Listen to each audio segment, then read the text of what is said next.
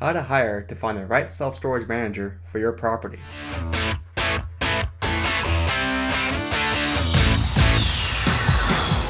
I'm Jim Ross. He's Matt VanHorn.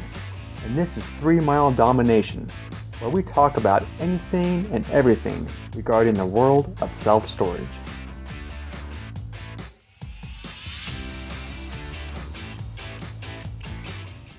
All right, we're back for another episode of 3 Mile Domination podcast, and kind of continuing our series regarding its importance of having a good self-storage manager company, for your site, what they can do for you, what they bring to the table, and part of that, which often gets overlooked, is what their hiring process is when they're hiring for your site. Again, you'll hear this over and over again from me and Matt that the manager of your property makes or breaks the success of a property. I've seen some sites that just struggle, and you get told that it's just, its location sucks, or I don't know what's going to happen. But if you plug in a new manager there that's a great manager, and all of a sudden, oh, wow, look at that. They start going up with their rentals, and you can see the correlation. Hiring a new manager and that site being turned around. So, yeah, it definitely makes or breaks a property.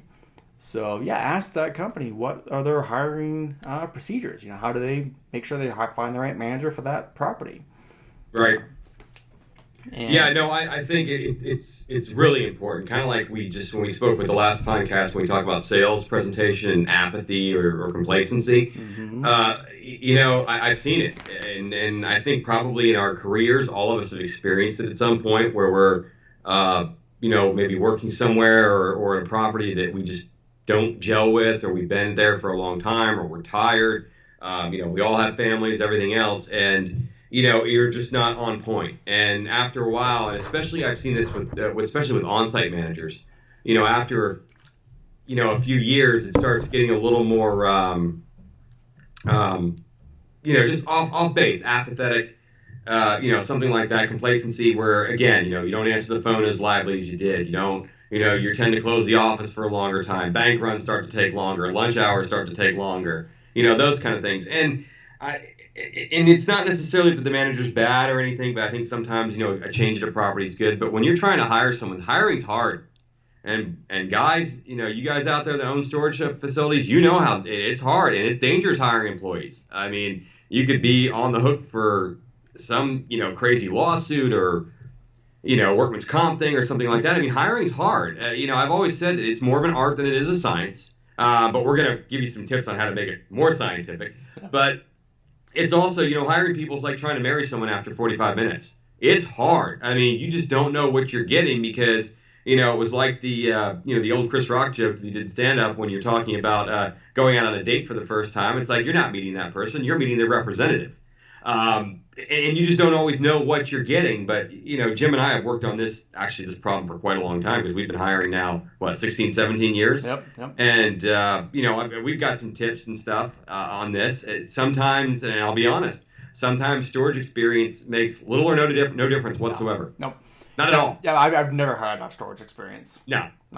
So, nope. In fact, sometimes, I hate to admit it, but I may be a little more... odds are against them when they do have storage experience, and sometimes they bring in little bad habits I learned before, so I'm almost kind of like a clean slate. Now, sales experience, that's great. I like that when I see that on a resume. But anyway, let's kind of go into some tips and tricks that we've kind of learned to kind of stack the odds in our favor when we are hiring. And ultimately, It's still, like you said, sometimes it is a crapshoot when you actually say you're hired. Oh, it is. It totally is, and I'll admit it. I've been wrong many times. So have I. That's part of the hiring process. But there are some tips and techniques that you can utilize to kind of help stack the odds a little bit more in your favor that you're going to get a good quality candidate eventually. So let's kind of break it down a little bit. I think it's important. Number one, what you're looking for. You have to take into account: is my site a lot of maintenance?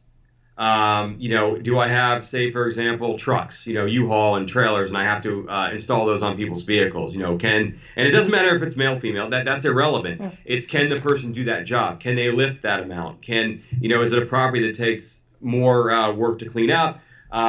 you have to start figuring out, okay, what type of person am I looking for? And then I think next it goes down to placing an advertisement and then having the right advertisement to kind of get the right person you're looking for. Yeah, and spell it out. You're looking for, if there's a physical demand, make sure that is put in there. That'll help alleviate that. People that are going to be not wasting their time and yours by answering that ad. So be specific in your ad. And I know many of these places, they charge by a line, they charge by a word. But I'd much rather spend a little bit more money on the ad and making sure it's specific and I'm trying to talk to that person and trying to attract that person that I want to hire, than throwing a big net and then just having so many people I gotta just waste time on and realize that's not going to be a good fit. Be specific up front in your ad, and that'll just help save time later on. So. Right, and when you're talking about, there are places you can pay to post. I know that I've used, recently, one of the ones that's worked really well is Indeed. I don't know if you tried that one yet. No, I haven't heard that. Yeah, it's a job posting site. It's worked really, really well. Some pretty high quality candidates. When I did my last big hire up north when we had a property up there, that went very well. We got a lot of leads off of that one, and I know Craigslist works as well. Mm-hmm. Yep. I know a lot of people don't like Craigslist, but really I've had pretty good luck with it. And again, it comes down to what the advertisement says and where you're posting it. Sometimes you post, let's say for example, Craigslist, you can post under management, and you're going against middle management jobs in companies that pay $70,000 a year. That's not typically the ballpark unless we're managing in like San Francisco or Manhattan. That the hourly wage is not in that ballpark typically. So we usually put it under kind of customer service jobs or general, something like that, to where it's not as specific to where you're going to get into the wrong category. You're not going to get in front of the people that you really want. Yeah. Yep. And quick tip here. I don't know if you've done this one yet, Matt, but I've done this my last 3 or 4 hires. Mm-hmm. Again, I'd love to have people that are not afraid of computers and technology, just because, again, we're so dependent on it at this day and age.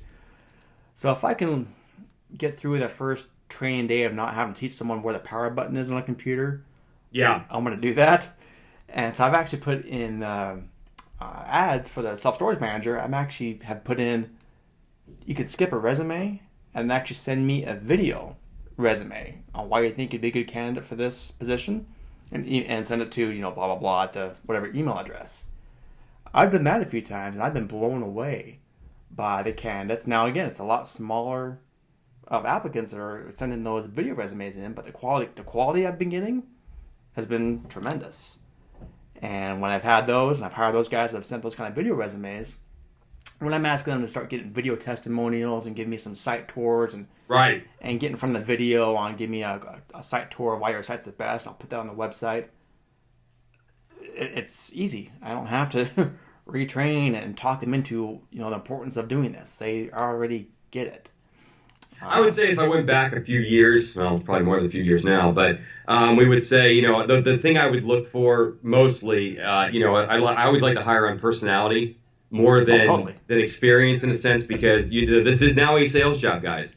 But going to what Jim said, it used to be you could say, okay, well, we do a few things on the computer, like our management software. So if somebody didn't know the computer as well, you could take the time. But now it's getting harder. I'm not saying you wouldn't, depending on who the person is. Yeah. But it's nice when they already have some computer. And I think most people do with their smartphones and iPads and laptops and go down the laundry list. But I think if you don't know how to use technology now, and I don't care if it's storage or anything else, I think you're at a huge disadvantage, because what's happened is, and when Jim and I get into more some of the specific marketing techniques, a lot of the marketing techniques are now technology-based, web-based, whatever it is. So, and like Jim said, get a video testimonial. Well, the average person can pull out their smartphone, do a video testimonial, get permission to do it, and go there. People who aren't tech-friendly, that's a whole nother ballgame to teach. Yep. So, like I said, it doesn't disqualify anyone by any stretch of the imagination, but it does help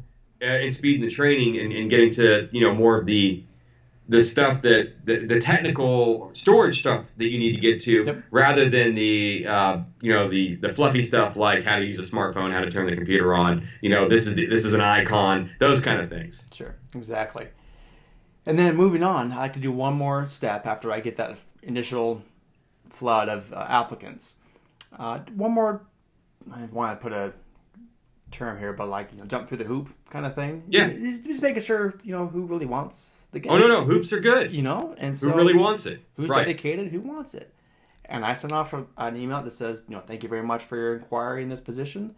I just have one request of you: just send me a quick paragraph on why you think you're the best and why you deserve to have a face-to-face interview. Right. The last thing either one of us want to do is sit in a cattle call all day long and doing in-person interviews, and 80% of them are a waste of everyone's time, and it's just, I hate it. I used to dread those days until I started putting this into effect. Yes. And that's it's just one more hoop you got to jump through, and don't go too many hoops. Just a couple is fine. Just one more response of why you think they're the best person for the position.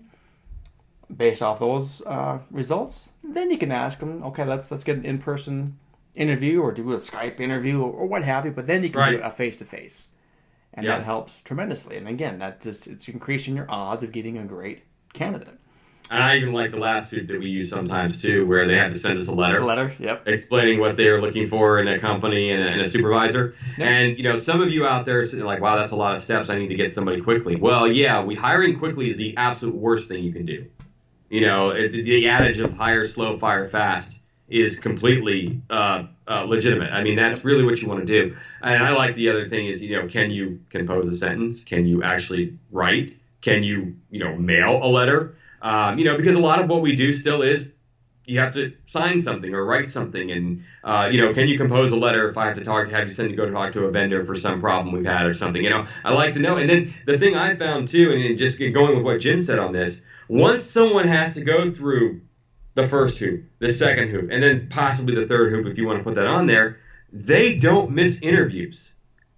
Oh, exactly. I can't tell you how many times I've scheduled, typically we do a phone interview and then a face-to-face, and then, we make our decision from there after with this process. But the beauty of this system compared to other systems I've run is they come to the interview.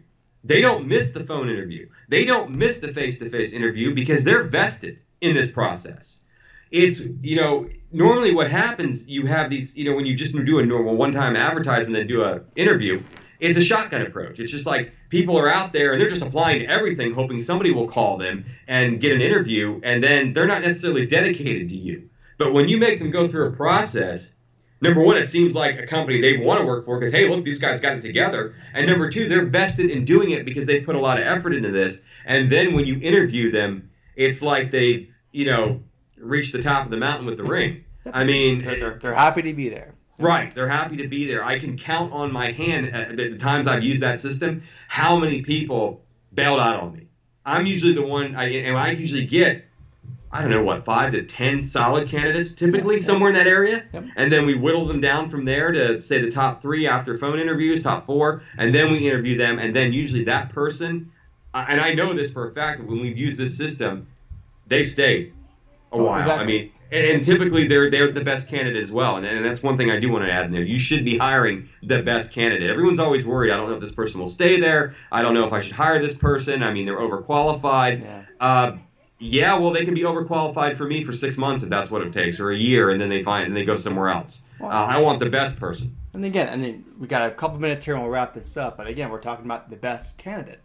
And these are questions to ask the company is, are they hiring from within? They're hiring from, regional, part-time managers, the relief managers. Are they promoting them to full-time? Do they promote from within? Good question to ask. Are they just hiring a family member because they were available and needed some hours?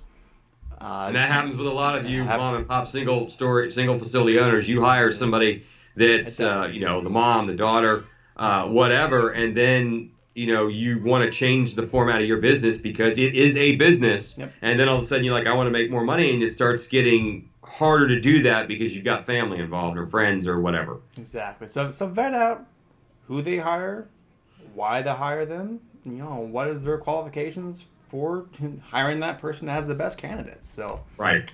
Again, it's just asking those questions. So hopefully, Matt and I's conversation here has shed a little bit of light on, what to be looking for.